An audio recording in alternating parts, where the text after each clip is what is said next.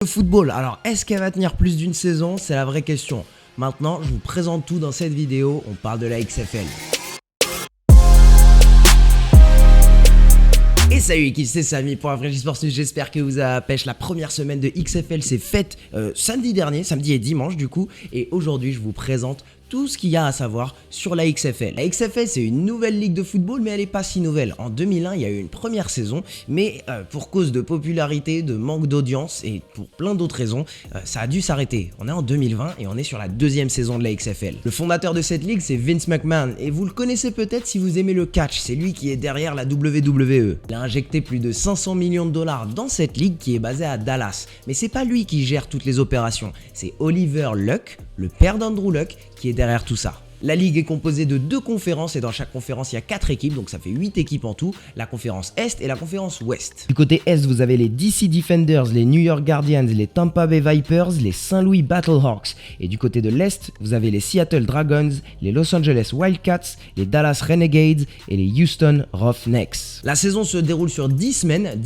de matchs de saison régulière avec 2 matchs le samedi et 2 matchs le dimanche. Pour les playoffs, c'est très simple, il y a un tour de demi-finale et une finale. On prend les 2 meilleurs de chaque conférence, de chaque division, pour ensuite donner une finale de la XFL. Pour ceux qui suivent le football et la NFL, les règles de la XFL vont un petit peu innover, donc accrochez-vous. Dès le kick-off, la XFL innove. Les coups de pied d'engagement ne sont pas pareils qu'en NFL. Le coup de pied est lancé des 35 yards comme en NFL, mais par contre, tous les défenseurs, toute l'équipe qui fait le coup de pied sont à 5 yards des attaquants, de l'équipe qui récupère le ballon. Le kicker est au même endroit, le returner est au même endroit qu'en NFL, mais par contre, sur la ligne des 35 yards, il y a les 10 joueurs qui récupèrent le ballon, et sur la ligne des 40 yards, il y a les 10 joueurs qui défendent. Donc du coup, c'est beaucoup moins d'élan pour ces 2 escouades spéciales, pour ces 2 équipes spéciales. Il y a beaucoup moins d'élan, donc il y a beaucoup moins de collisions à haute vitesse. Donc ça fait beaucoup moins de commotion cérébrale. Mais par contre, ça ne veut pas dire qu'il y aura moins de kick returns. En plus de ça, les joueurs de l'attaque et de la défense n'ont le droit de bouger que quand le returner a touché le ballon.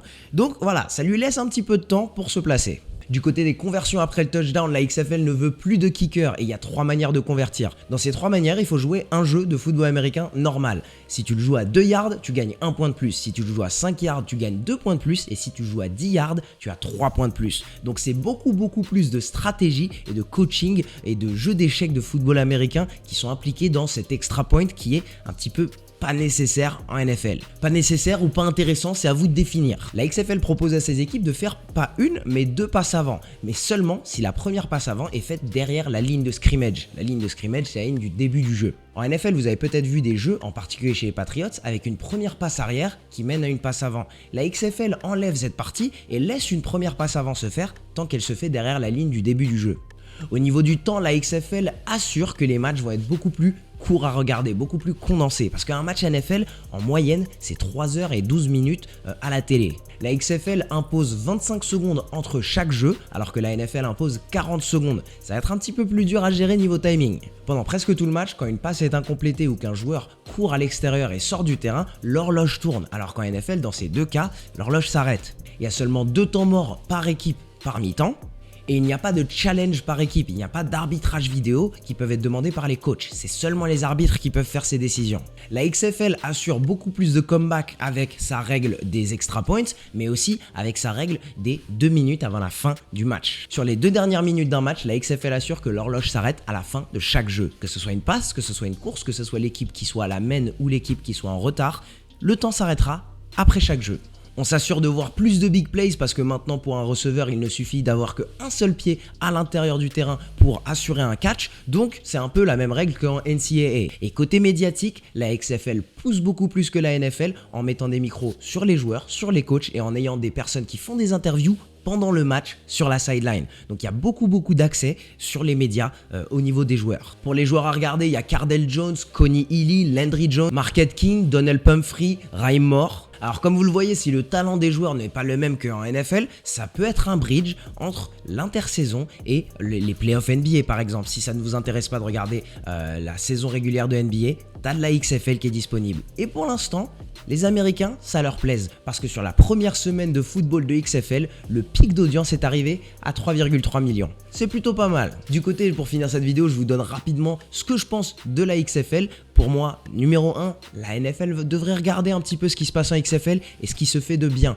Les conversions et les extra points, à mon avis, après le touchdown, ça peut rendre tellement plus intéressant des matchs NFL par rapport au kick-off, au field goal après un touchdown.